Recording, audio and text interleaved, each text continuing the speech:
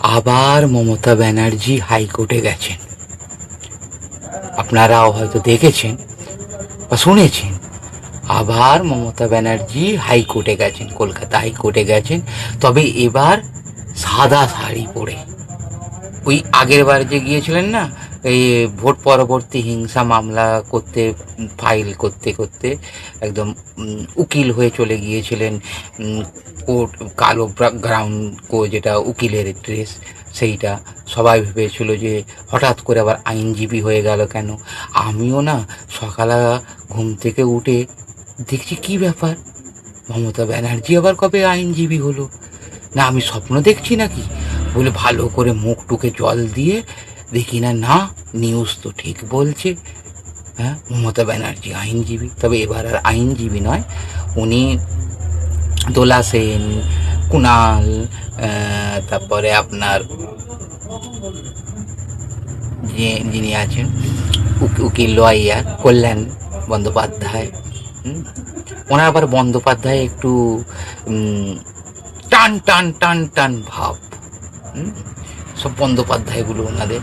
তো কুণাল বাবু, কল্যাণ বন্দ্যোপাধ্যায় তো আমাদের অভিষেক বাবু, যুবরাজ, বাংলার যুবরাজ যিনি ছিলেন, তার মামলা লড়বেন না, অনেক কিছু বললেন। জানি না আবার ওই যুবরাজ বাবু কি একটু বললেন যে কল্যাণবাবু আমার উপর রাগ করে কিছু বলতেই পারে, তাতে কার কি অসুবিধা, উনি সিনিয়র, আমাকে জন্ম হতে দেখেছেন, বড় হতে দেখেছেন, উনি বলতেই পারেন। একটু ওই মক্খন লাগানে वाली बात हो गई। তো কুণাল বাবু আর আমাদের কল্যাণ বন্দ্যোপাধ্যায় একটু হলো। কিছুদিন আগে তো শোনা গিয়েছিল, দুদিন আগে কালীঘাটের সভাতে কুণালের সঙ্গে যুবরাজের তুমুল লড়াই, সেখানে মমতা ব্যানার্জি মাঝখানে দাঁড়িয়ে শান্ত করেছিলেন। জানি না কি সব হচ্ছে বাবা, ভিতরের খবর নির্মূলের না রাখাই ভালো। যতটা নির্মূল হয়ে যাচ্ছে হয়ে যাক, ওসব খবর রাখাই না ভালো। তবে মমতা ব্যানার্জি কিসের জন্য উনি হাইকোর্টে গেছেন আপনারা জানেন? ওনার বিধানসভা, ওনার এলাকায় উনি শুভেন্দু অধিকারী মহাশয়ের কাছে 15,154 ভোটে হেরেছে। এই হারটা উনি মানতে পারছেন না। জনগণ যে রায় দিয়েছে সেই রায়টাকে উনি মানতে পারছেন না। উনি মানতে পারছেন না যে ওনাকে নাকি জোর করে হারানো হয়েছে। এবং কি করবে, ঘরে বসে আছে। আগে একটা রুটিন ওয়াইজ ছিল একটা মুখ্যমন্ত্রীর এখানে ওখানে যাওয়া, তো এখন তো আর সেটা হচ্ছে না। তো যা হোক কিছু এই মামলা টামলা করে একটু নির্মূলকে একটু অক্সিজেন দেওয়া, এই এর বেশি কিছু নয়। কারণ এর আগেও নন্দীগ্রামে এই শুভেন্দু অধিকারী মহাশয় এনাকে হারিয়েছিলেন প্রায়, ঠিক সংখ্যাটা মনে পড়ছে না, ওই 1100 ভোটের মাঝামাঝি, প্লাস বা একটু মাইনাস হতেই পারে। তো হারিয়েছিলেন, এক ভোটও হার। তো হারিয়েছিলেন, সেইটাও উনি মানতে পারেননি। সেইটাও উনি কেস করেছিলেন, ফাইল করেছিলেন হাইকোর্টে। সেটার খবর কি জানেন বন্ধুরা? মমতা ব্যানার্জির বিরুদ্ধে 5 লাখ টাকা জরিমানা করা হয়েছিল। তবে এবারে কি হবে জানি না, 5 লাখ কি 50 লাখ। উনি জিতলে সব ঠিক, হারলেই সব গন্ডগোল।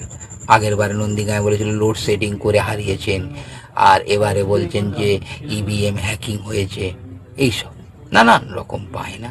হ্যাঁ, উনি তো মুখ্যমন্ত্রীটাকে সরাতেই চাইছিলেন নামের পাশ থেকে। আবার ওদিকে বিধায়করা শপথও নিচ্ছে ওনার দলের। মানে কি হচ্ছে নির্মূল দলের মধ্যে ভাবা দেয়। তবে দলটা হাতে এটা বোঝা গেছে যে এরা সত্যিকারের চোর, লুটের দল, শুধু লুট করতেই জানতো, কিচ্ছু আর করেনি। তো জানি না বন্ধু আবার কি হবে। মমতা ব্যানার্জি হেরেও লজ্জা নেই, হারটাকেও স্বীকার করতে পারছেন না। উনি চাইছেন আবার আমাকে যেন সেই নবান্ন 14 তলায় বসিয়ে দেওয়া হোক। আমি আমাদের বর্তমান মুখ্যমন্ত্রী শুভেন্দু অধিকারী মহাশয়কে একটা প্রস্তাব দিতে পারি, কিছু হোক না হোক ওনার একটা মূর্তি না ওই 14 তলা হোক বা 14 তলার ওপরে হোক একটা বানিয়ে দিন, অন্তত এটা দেখে উনি খুশি হোক যে এখন ওখানে আমি বসে আছি।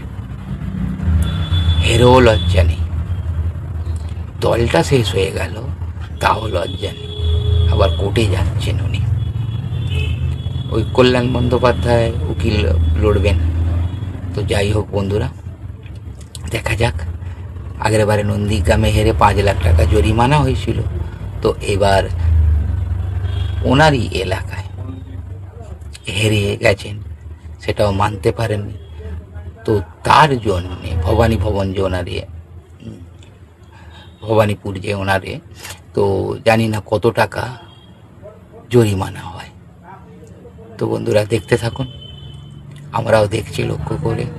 তবে সত্যিকারের বুদ্ধদেব বাবু কিন্তু একটা দেখিয়ে দিয়েছিলেন, যেদিন ওনার দলের বিরুদ্ধে বা ওরা পুরো যে সংসদদের বিরুদ্ধে যে ভোটে হারজিত হয়েছিল 2011 সালে, উনি বৈকাল 3 ঘটিকায় সোজা রাজভবনে গিয়ে মুখ্যমন্ত্রী পদ থেকে ইস্তফা দিয়ে বেরিয়ে এসেছিলেন। কিছু একটু দৃষ্টান্ত যদি এই আমাদের প্রাক্তন মুখ্যমন্ত্রী মমতা ব্যানার্জি একটু দেখাতো, তো লোকের হৃদয়ে থাকতো। কিন্তু এখন লোকের মুখে চোর চোর চোর, এছাড়া কিচ্ছু নয়। শুনতেও খারাপ লাগে যে দলটা শুধু লুটেছে, শুধু লুটেছে, এত টাকা লুটেছে যে নিজেদেরই কোথায় রেখেছে সেটা জানে না, রুইয়ে খেয়ে নিল, রুই পোকায় খেয়ে নিল। অন্তত সেই টাকাটা যদি রিকভারি হতো, কিছু রাজ্যের দেনা শোধ হতো। আর যেভাবে লুটেছে আর যেভাবে ক্রপ করছে সরকার, কেড়ে নিচ্ছে, মনে হচ্ছে অনেকটাই এই মমতা ব্যানার্জি যে দেনা করে গেছেন না, কাজের কাজ তো কিছু করেননি, পশ্চিমবঙ্গবাসীকে দেনায় ডুবিয়ে দিয়ে গেছেন। পুরুষকেও লক্ষ্মী ভাণ্ডার, পুরুষকেও বিধবা ভাতা, কোনো খুঁটি নাটি বিচার নেই, পুলিশকে কৃতদাস। আর আজ গেছেন উনি হেরে, হেরও একজন মুখ্যমন্ত্রী প্রাক্তন, আবার হাইকোর্ট দেখাচ্ছেন কল্যাণ ব্যানার্জি কেস লড়বেন। দেখা যাক কত টাকা জরিমানা হয়। তো বন্ধুরা, ভিডিওটা এখানেই শেষ করছি। আপনারাও ওয়াচ করুন, দেখুন, আর আপনাদের মূল্যবান বক্তব্য পেশ করুন, এবং দেখা যাক যে মমতা ব্যানার্জি কতটা আর হারতে পারে। তো বন্ধুরা, নমস্কার, জয় শ্রীরাম।